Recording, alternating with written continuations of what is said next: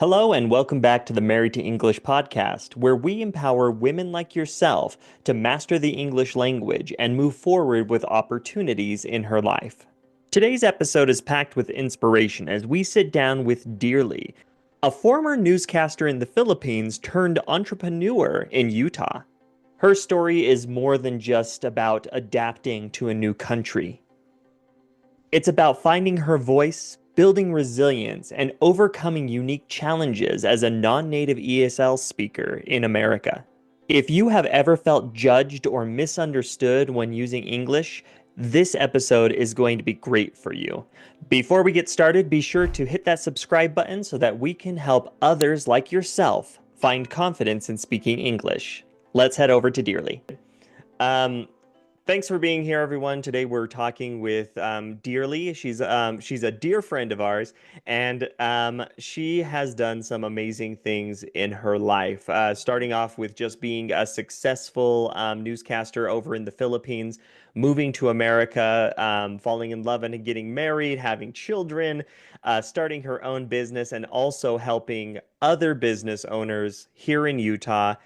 Um, Dearly, it is so good to have you here, and we are so amazed by all of the work that you do within your community. I'm kind of curious, just to kick things off, wondering if you could tell us, like, what is your favorite thing about being involved? Like, what is the big thing that makes it all worth it at the end of the day?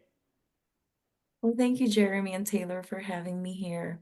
Well, to answer that question, I think the main thing is if you see just the light in their eyes because they had an aha moment, knowing that they just started their business and you gave them an avenue and you've connected them with resources that they need and to let them know that you don't have to spend this much and this much to get all the help that you need as a startup business, I think that's what's most fulfilling. Mm, And them really seeing the value of those connections that the organization that I'm involved with and seeing themselves ready to grow because it's all laid out for them. yeah. And Yeah, if I could that. if I could ask, I'm curious, like, what makes you the best person to go to? Like, what skills and things have you acquired over the years that just makes you the go-to person when it comes to, like, if I have a business, I'm from the Philippines and I move to Utah, like, why should I talk with you? Yeah, so I really cannot do this by myself. I am part of an organization called the Philippine Chamber of Commerce and Industry of Utah, and we help aspiring business owners and startups. And why should they go to me, or why am I the best person to talk to if they do have a small business or they want to start a business? That is because we've built collaborations and we have the connections in the city, in the government to really help them again find these resources or assistance that they would need to really jumpstart that small business or start that business that they have just been conceptualizing for years, Yeah. maybe because they are scared of what's ahead of them. But if they're part of our organization, if they, consult with us, we we can give them a lot of comfort that it's not that scary. And all you really have to have is your passion and drive, and you're set up for success. And we're just here to assist you. I I love love that. that. I Um, absolutely love that. Being that you probably had some workings in the Philippines with business, and you've also come over here to America with business. What would you say, which one is easier? Or I guess that's a weird metric to measure, like coming over to America and opening a business and running versus the Philippines in the with a business. What do you find are the biggest differences or maybe even the biggest challenges that a lot of immigrants face when they come over to Utah and try to, let's say, let me give a scenario. Let's say that they had a business in the Philippines. They Yes. moved to Utah. What's the biggest challenges they're going to face opening a business as an immigrant? Uh, to be fair with that question, Jeremy and Taylor, um, I didn't really like start a business in the Philippines, but I was so involved in the business of my siblings. Well, actually, that's kind of a lie. I wasn't very involved with my mom's business as well. It was also like a food business. And growing up, we've always my dad is a salesperson, a business person anyway. He has this little farm. He sells those animals and all. But I think to answer your question, in the Philippines, I think it's there's like things that are easy, things that are not. In the Mm, Philippines, the challenge is mostly your funding mm, when you want to start a business. And with based on what I've seen with how my mom and my brother did theirs, it's uh it's really like to start a business there, whatever it is, you need to have a capital, and it's and to have that capital, you have to really save for it. Because if you don't have collaterals to get a loan over there, I think it's really hard to get like your capital and your funding. yeah. And I think to add to that, in the Philippines, it's hard, at least in my experience, it's not that easy to find mentors. But if you do find mentors there, you got to build that relationship and trust in the Filipino way. Mm, And, find that help from them. And they don't skimp with what they know. If you really yeah. found that mentor. But that's just my only experience. Coming to America, it's very intimidating to start a business. I'm an immigrant. I didn't know what to do first, Yeah. and I heard about IRS, chasing business owners The big 'cause scary they, Yeah, monster there's IRS. yeah, right? I hate taxes every year, even though I know that Ah, I'm gonna be fine, but like I hate it. They're yeah, scary.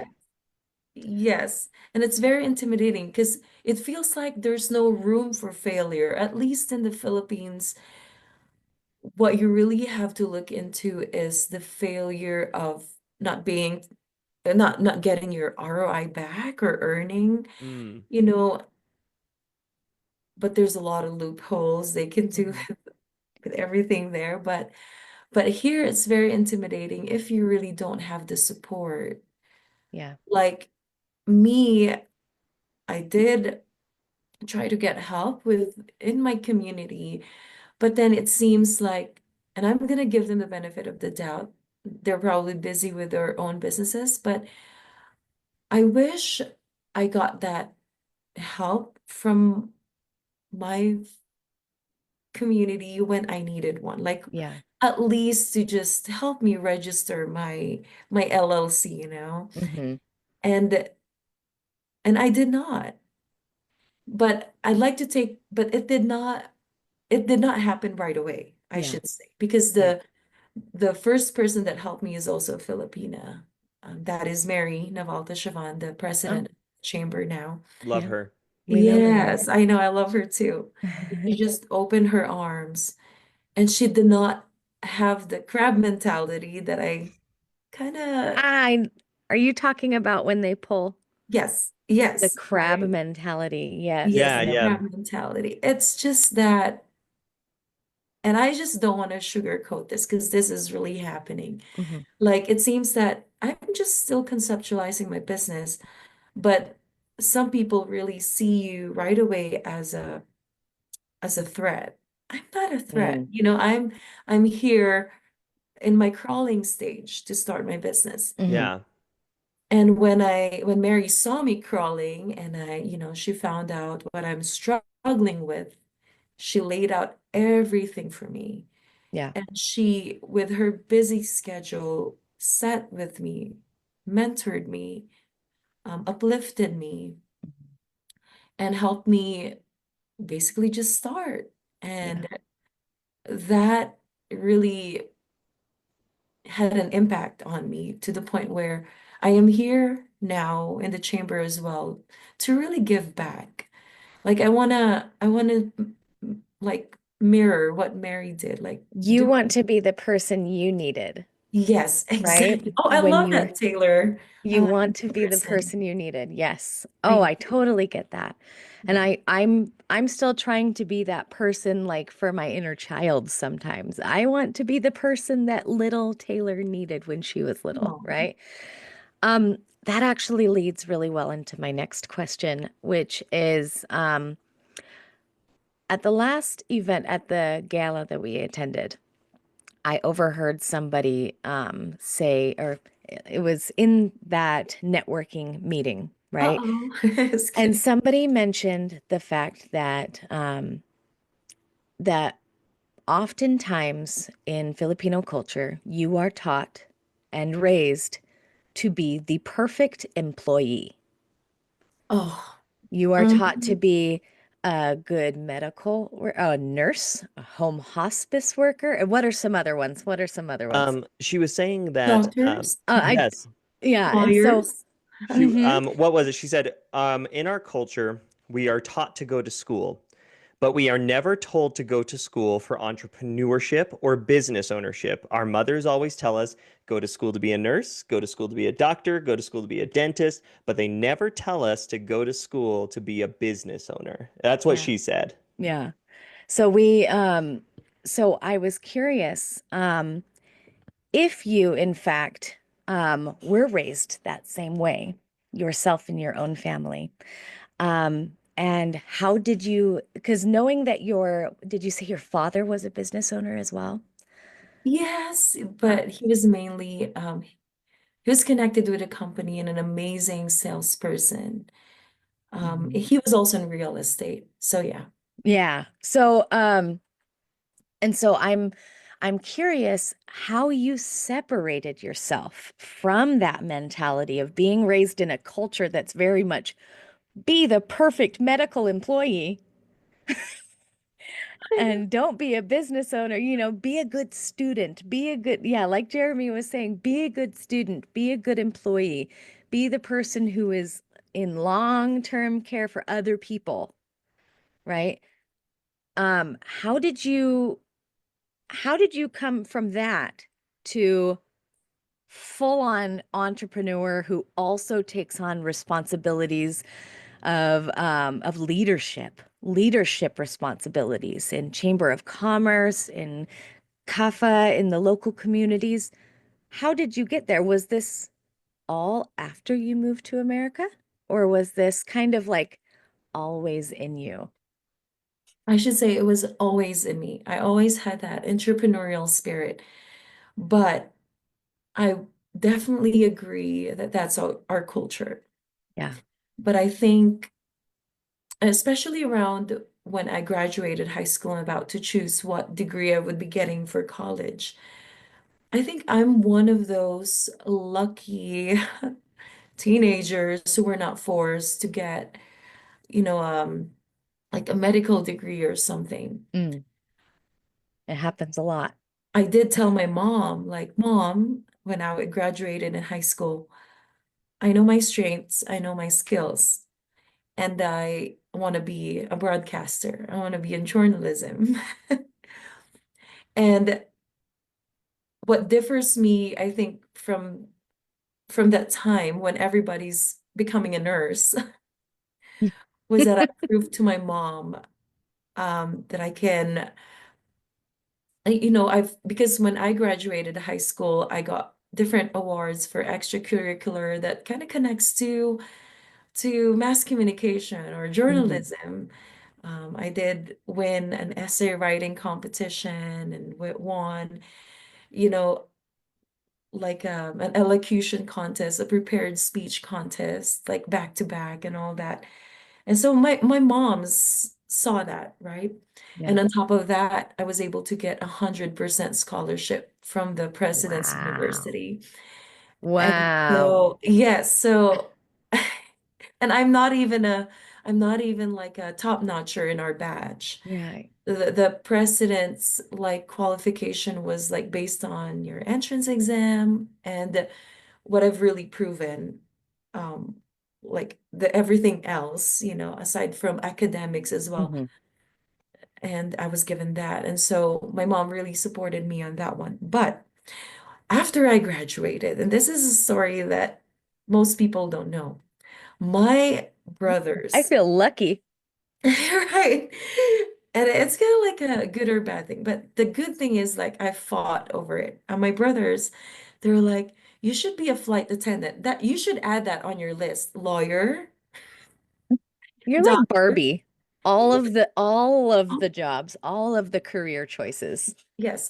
So flight attendants in the Philippines, the qualifications, like if you see them, if you're in an airline, a Philippine airline, the qualifications as are usually you have to be a taller, a beautiful, a Filipina, a really like with a very pleasing personality, or Mm. that you should have good looks, right? Mhm. And taller, at least like 5'3". So I kind of hit that. And my brother was like, you can be an international flight attendant and blah blah blah blah blah. And I really fought hard in that one because I don't see myself being that. But then they, because I'm always fighting like with what I want, they're just kind of like gave in. Um and years after I moved here, and that's when I really told my husband my dreams and my plans for the future, and that I really want to be an entrepreneur. And lucky me, my husband is very supportive. And because of me being kind of hard-headed since I was in high school, I got the support of my family all the way. Mhm. And maybe my husband saw that too. And he's like, I should not fight this girl. I No, better. no, no, no. So it sounds like a lot of your accomplishments into adulthood, it wasn't just about the academics. It was a lot about your charisma, or Oh, as the kids would call it, the riz, right? You um yeah, for anybody who wants to know the slang yeah, for there is. charisma is the riz. There is. So it sounds like a lot of what you've accomplished is because you're really good with people. Oh, thank you. Yeah, and you're easy to talk to. I don't know, how do you feel about that compliment though? I did not hear that from you guys for the first time. So I've been hearing that from Mary, from other people. And for me, it comes out so natural that I'm actually like sometimes kind of shocked but positive, like oh, like a little flattered because I I forget. Like it comes so natural, I guess. And yeah, I just feel kind of flattered when people compliment me that I have the riz. Because I know that it's one thing to, and I'm sure anybody listening right now, to the woman listening right now, I'm sure that that it can be kind of easy to be charismatic in your own language. You have your personality that you were Yes. you were raised with that language, right? So like with you, Tagalog, am I saying that right? Tagalog, yeah. Tagalog. And Cebuano and Chavacano. Wow. So all of Literal. those languages, your first languages, right? Um, it's easy to show your personality in your first language, usually. But usually when you switch over to a new language like English, a lot of people have a hard time connecting with their own personality, and they feel like they're playing a character in English. And so it's a skill that you have developed. Even if it came naturally to you, you did still have to develop that skill in English. Um, And so I love that that you are really good at that, and that you've found dearly in English, and Yes. that's hard to do. I am kind of curious if there was ever a gap for you? Like, obviously, in order to be like a newscaster in the Philippines, there has had to be some charisma. Your brothers obviously saw that charisma in you. But when you came over to America and you were now thrown into, hey, we speak English, we have different nuances within our culture, things like that. How long did it take you to find your voice? Like, how long would you say that it took before you were as charismatic in English as you were charismatic in Tagalog? I'll tell you, Taylor and Jeremy, when my involvement in my church really helped.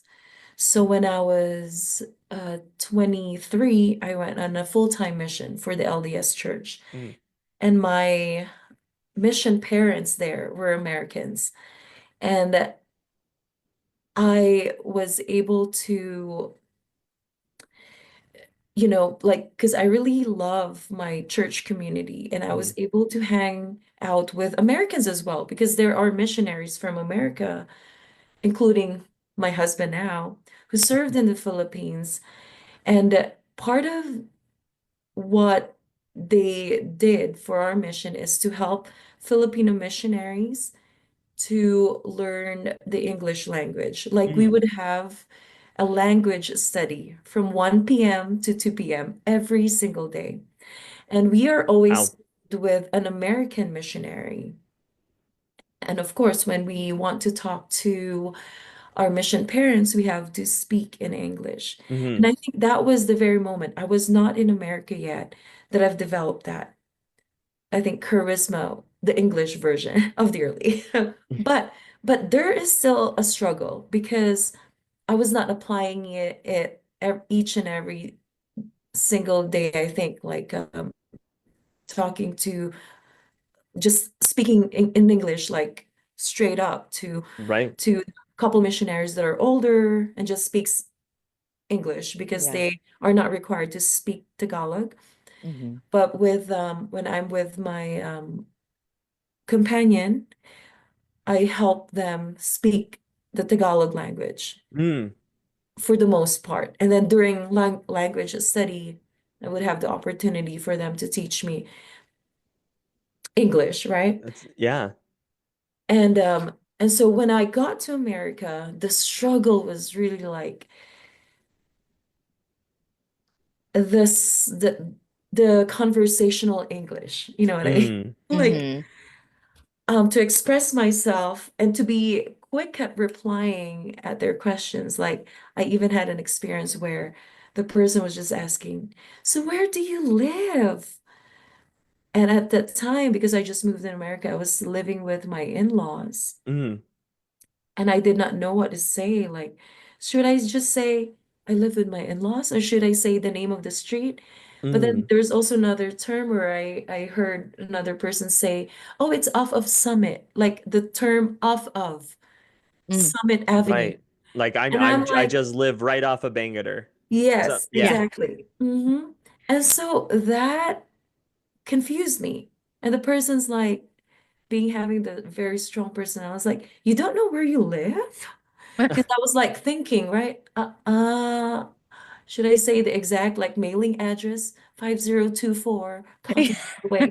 Like, so that was a struggle. So definitely with what you're saying, Taylor, Yeah. it stopped me from really having that riz in Yeah. America because there are terms that I really just don't know. I genuinely don't know. Yeah. And I think and then because I see the person and the body language, I know she meant not just me. She knows probably that I live with my in-laws, Yeah. Mm. but she just wants to know exactly where the house is. But I realized that days after, She just kind of, Yes. yeah. Yeah. come on, You're like, like, I could have just said the city. Yeah, I live in Salt Magna or Lake. I live in Yeah. Salt Lake. Yeah. And so it sounds like you had some times when you felt like, oh my gosh, where is my sense of humor? Where is my personality? Where's my English personality? I don't have a voice yet. I agree. I agree. And was it, and you can correct me if I'm wrong, but it sounds like it was in those little language nuances, like not knowing if you should give them your address Or if tell them the name of the city that you are in and be vague. Like, do you feel like that was part of the big struggle with finding your own voice? Oh yeah. Mm. Yeah, definitely. And should I add like uh, again, I had that mo like culture shock in America, and when people were, how do I say this? They have their pop culture, right? And Hmm. then Hmm. and then me trying to be cool, but not knowing. Don't know all of the pop culture references yet. Mhm. Um, I really struggled with that, and the humor is so different. In the Yeah. Philippines, we love uh pun. Is that what you call it? Yep. Pun? Yeah, like a A play on pun. words. Play on words, yes. Hmm. But connected to what our language is. Yeah. Because there are like languages that if you combine, it sounded like a word in Tagalog. Yeah. Mm. So yeah. Oh, it's just like the joke. Uh, Come on, how Taylor. how do you make, and this is the best pun. How do you make a lumpia cry? How? You Oh, punch it. you once it. Yes. Oh Um, my gosh. if you don't know Filipino food to our listeners, pancit is a noodle dish and lumpia is like an egg roll. Yes. So that's actually very interesting, and actually, like now I know how to make jokes with Filipino people, play on words, Puns. Yes. I know puns. about doorbell nicknames too. Yes. Yeah, The and I know. name, the bongbong. Yep. I but I did realize like because Vietnamese people have also told me this as well that American humor specifically is very dry, and it's like it's usually like you have to listen a little bit harder for the joke or Like like that it. one's a thinker. Yeah. um, the I am noticing a pattern though with what we're talking about, and that is community. Like you mentioned that you were able to adapt quickly because of community. You were able to get up onto business because Mary helped you. The church helped you when it came to adapting when you moved into your in-laws. Um, we focus very heavily on community, especially within like our own work and everything. We believe that community is has a huge impact on everything. And then this also goes into the negative side, which I wanted to talk about. And that is that a lot of people will give us the feedback that it's actually within their own community where they feel the most judgment about their English. A quick example would be that you are a person from Latin America. You come in, you find a Vietnamese community, or not Vietnamese, sorry, Latin America. Yes. Venezuelan community or something, and then it's the Spanish speakers who are like, "Hey, your grammar is bad. Hey, your pronunciation is terrible." But then they do not get that same feedback from actual Americans. And I'm kind of curious, like, why do you think that is? Why is our own community harsher on us than the community around, like the community we live in? Some other non-native English speakers might be more hypercritical of your speaking skills than native English speakers. Right. And I should just add, I'm part of the Filipino community, obviously, but then I did experience where I experienced it from the other minority group, like asking if I go, oh, you know what, your accent is good, but can you write good English? Like stuff like that. Mm. Like But competitive. yes, competitive. I Hmm. think because when you come to America, the playing field is even, Oh yeah. right? Okay. Like people, like I've heard a lot of stories, and that includes myself, doing this things in the Philippines. I've been a TV reporter, and Mm. I can just be a TV reporter here right away. Yeah. The qualifications are so different. My university is not accredited.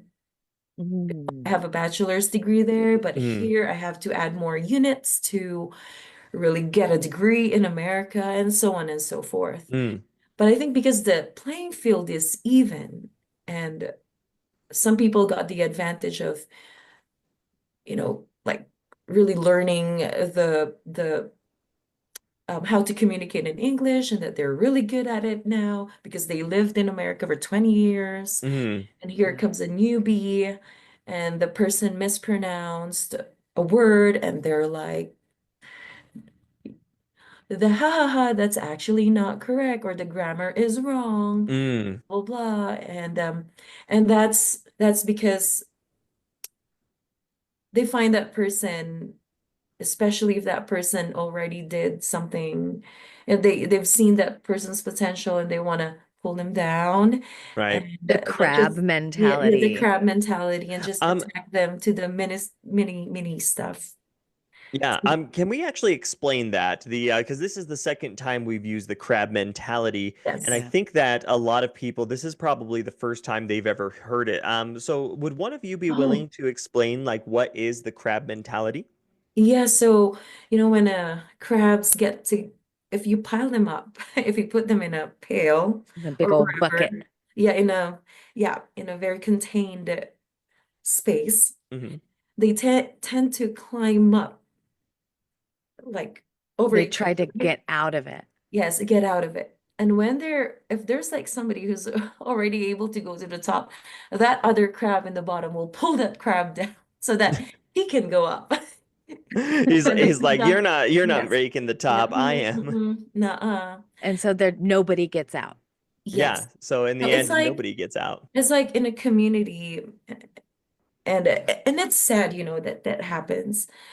Um, they don't want to see others like become successful. Hmm. Hence, there's no support. Hence, there's that criticism Yeah. Hmm. to really just, whatever they can do to like affect that person's self-esteem Right. Yeah. being in America. And sadly, majority of that is seen, a majority of that is actually how good are they in English? Yeah. Right. Right. It's envy or Yes, it's jealousy envy of as well. another person's Exactly. success. Exactly. Hmm. But here's the thing that I've learned from the Americans here. They don't really care about the grammar. You guys No, don't care about the grammar. You not at don't. all. You actually are very supportive. Like I've when I talked to when I first got in America, they were so patient with me on what I'm trying to say.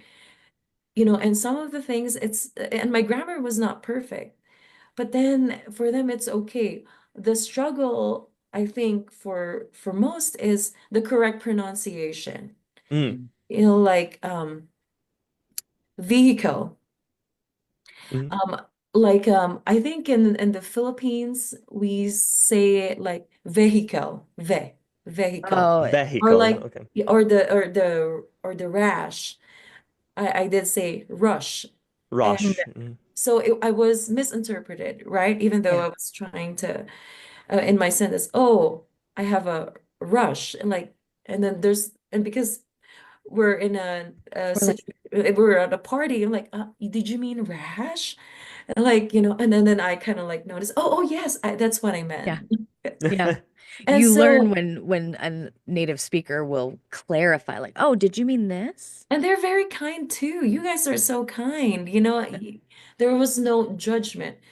So at some point, I felt I was able to develop the riz because I realized that Americans don't really judge me with if my grammar is perfect or not. Right. Yeah. But when I am with and I should also say that it happened it's kind of rare. Maybe Mhm. like when that happened to me that I was really like corrected. I think it's more common in Facebook when you post Yeah. something. The written When English. it's written and or Typos. even yeah or even when you're doing live, and your grammar is kind of like off, and well, not too off, like they've understood what I meant, but Yeah. Hmm. and then people would always like point out That's not how to say it, you know. And yes, the Filipinos here, I rarely experience it, but when I'm on Facebook, that's when, oh, you know what? It's actually wrong. And they also Mm. do that the other way. When they see you speak really good, they would say like, you're so Americanized. You've Mm. lost your identity as Filipino. Where's your culture? Where's your culture? I'm like, so what do you want me to do? Speak in English with a very hard accent? You know, like, Yeah.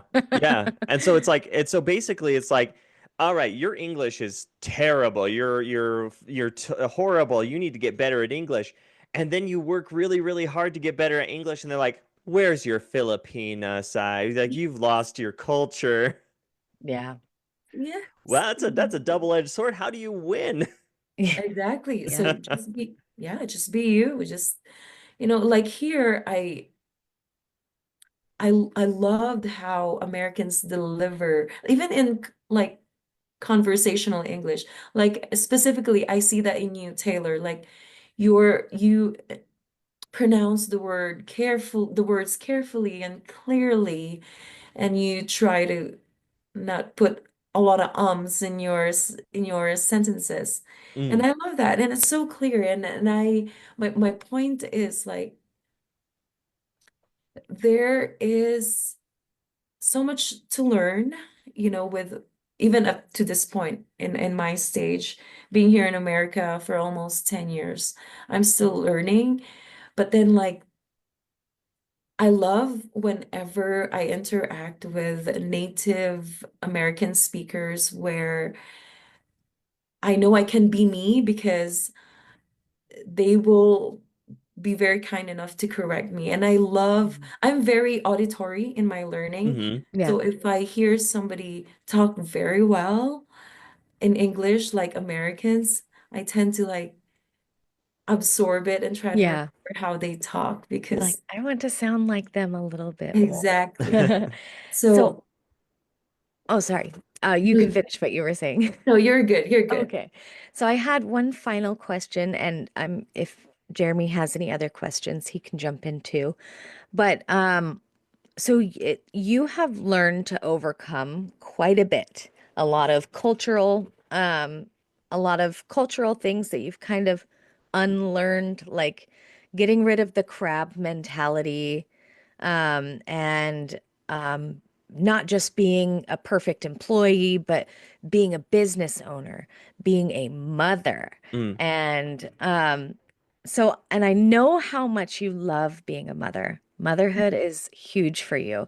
Your performing arts are huge for you. You have a lot of passions, and we see them when we meet you for the first time. We know so many of your passions, and I love that. So, how, um, if you don't mind me asking, how are you raising your children differently in a way that they are able to thrive in those passions that they want? And if they have an aspiration to be a business owner, they can explore that. So, how is this going to be different for your children with your motherhood and everything?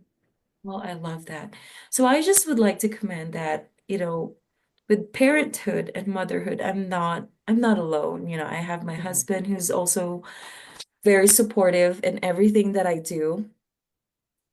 But to answer that question, my kids grew up is growing because they're still very small with me showing that as a woman and as a mother, as their mom, that I'm not limited to just being a mother right now. Sorry, here's my little boy. Hi. Speaking of, Um, okay.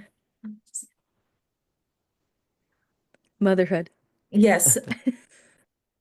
And you know, people can say that, oh, dearly, your kids are still very little. You should spend time with them. But I think it really um depends on the situation of every family. Like my husband right now is currently taking a full-time master's degree and we want him to finish it quick. So he's the stay-at-home dad. And when Yeah. that happened, I just went full on with my business and then even having a part-time job and being part of the community. And he's very supportive and okay with it. So going back to your question, I think I understood it this way, Taylor.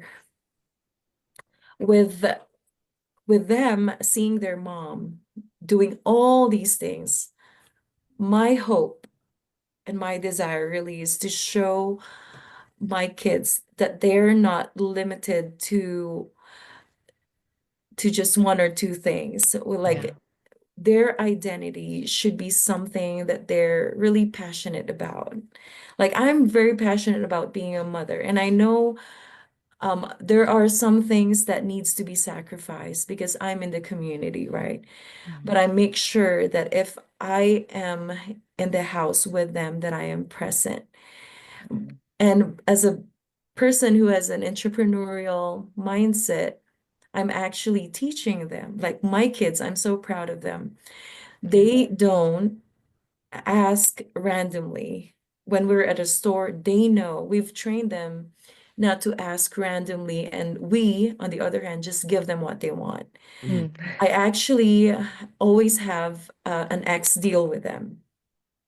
So my son Mhm. would say, Mom, we're at DI, and those are really kind of cheap toys because they're used, and it's like $2, and he knows how to read the prices, Right. Yeah.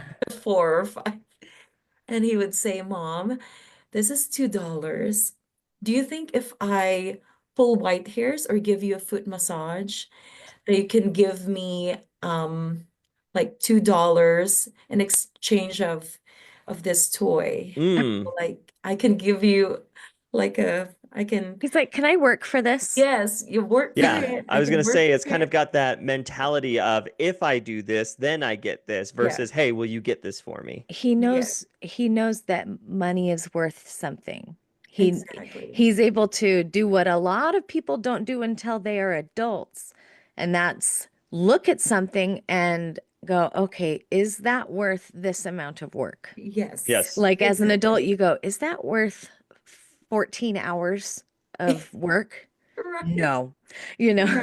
right. So, starting with the basics of them realizing that work is not a punishment. Hmm. Work is something that you can develop as early as possible and appreciate it because really, work will take you with if you know that you have to work on something, you will have that self-confidence in you developed already at a very young age and you strategize, to get this something. One more story that I'd like to share is that we were camping and my oldest son loves to take pictures using my phone. And mind you, he is so good. He's Hmm. only 7 years old then.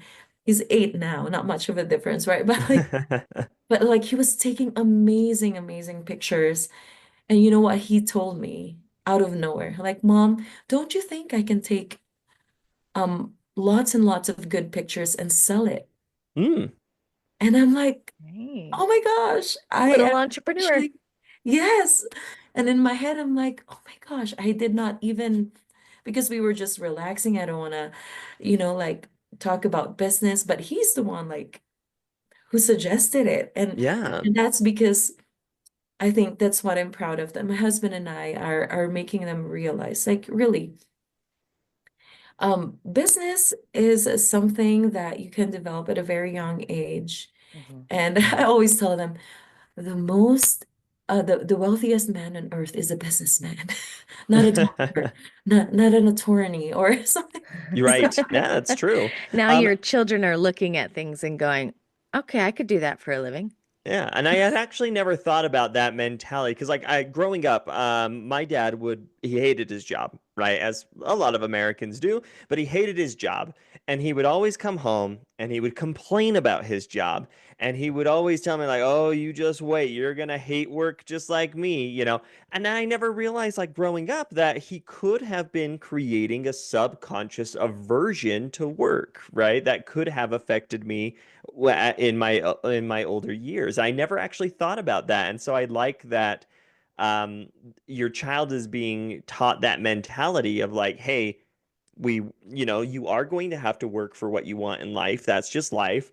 And but things have value. Things you can trade things. We can work out a deal, right? Work And is the tool that you use to Oh, get the right. things that yes. you want. Yeah, it's Exactly. not a punishment, it's a tool. It's Yeah. it's how you get to where you want to be in life. You don't Exactly. have to hate Mondays. Yes, exactly. Yeah. No, Garfield told me I had to. Um, no, the true measure of a mother, though, I think, is her ability to throw the panyapak. What's What that? was that? It's a sandal, right? Did I say that wrong? Say that again. Did I say panyapak? What's Panyapak. Oh my gosh, that's a very deep word for Tagalog word for slippers. Oh my Yeah, gosh. the throw Panyapak. slipper. Jeremy, this? I've not heard that in years. We just Oh call no. it chinelas. Where is your Chinelas? culture? Yes. Just kidding. Panyapak. Wow, I think I last heard it when I was in high school. I That's like learned us I learned saying that from pantaloons. I Pantaloons I and learned that pantaloons. word from drops. I learned that from a language app. Wow, That's panyapak. yeah, that's why a lot of apps aren't the best at language teaching Right. because it teaches you the very, very like, Proper by now. the book proper words. Did you say Yes. chinelas? Chinelas. That's just how we Chinelas. say it. Chinelas. I was gonna say it's Love it. chunkless in In Spanish, Spanish. and the true ability of a mother is if she can launch that chancla from across Yes. the street and still hit the child. Yes. And we I'm never miss. I'm where of course don't send CPS after me. Like I promise I don't throw sandals at my children. It's the soft, fuzzy slipper. Yes. I Yes. promise we do not support throwing sandals at your children. For illegal purposes, that was a joke. Yes. No, but honestly, dearly, you have opened our eyes to a lot of things from I believe that this conversation went deeper, not just that we need community, but what we feed that community, so to speak, the words we say, how we frame things, not only with our children, which is our personal community, but with the community of the family we created, those Yeah. we volunteer with and work with. What you say does matter, and when we hold people to high standards on either side, you're not Filipino, you're versus you're not American enough. Um, it creates divide, right? And so I really love that we were able to kind of bring awareness to that divide and to kind of address it of how we can kind of reframe that. And I think that the example with your child was really good. And to Yeah. just kind of, to apply that to show people that like, hey, it's not scary to learn English. It's not scary to have a conversation. It's actually the tool that you use to get to where you want to be in a different country. Yeah, absolutely. And Yeah. oh, go ahead, dearly. No, I was just agreeing back to back with what you're saying, Jeremy. And Um, we do usually have a the person end with like their favorite quote or their favorite book. I'm kind of curious if you have a favorite quote or book that you would like to share. yes, of course, by Henry Ford. And it goes, if you think you can, if you think you can't, you're right.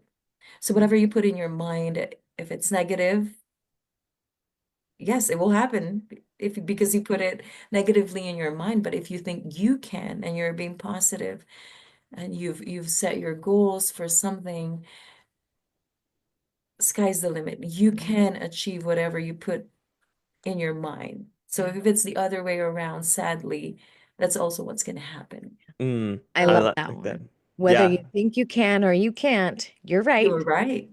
I love that. It's a decision you make. Well, thank you again, dearly, for coming on. We'll just say goodbye to everyone. Thanks for listening, Thank people in the you. YouTube world.